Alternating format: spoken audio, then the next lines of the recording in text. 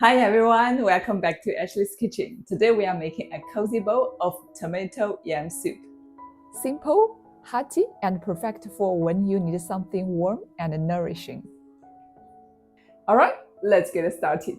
First up, grab a piece of Chinese yam.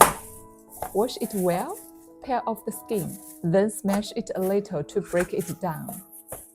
After that, chop it finely into a paste-like texture. Set it aside on a plate. Next, dice up a tomato. You can peel it if you like, but honestly, it's totally fine with the skin on. Then chop up some mushrooms into small cubes. And beat one egg until smooth. You will need that in just a minute. Okay, everything is ready. Time to cook. Heat a little oil in the wok. Toss in the tomato and mushrooms. And stir fry until the tomato breaks down into a saucy base. Now add in the yam paste and give it a good stir. Pour in some water. Let it come up to a boil. And skim off any foam that rises to the top.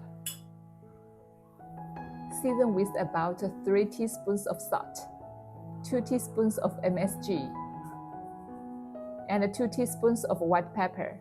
Stir well. Now drizzle in the beaten egg slowly, and then stirring.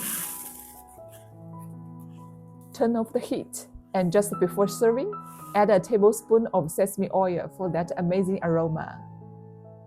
Wow, look at this! A big bowl of tomato yam soup. Rich, fragrant, and so comforting. Let me take a sip.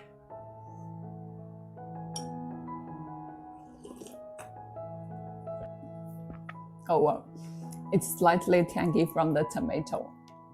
With that subtle sweetness from the yam, it's really delicious.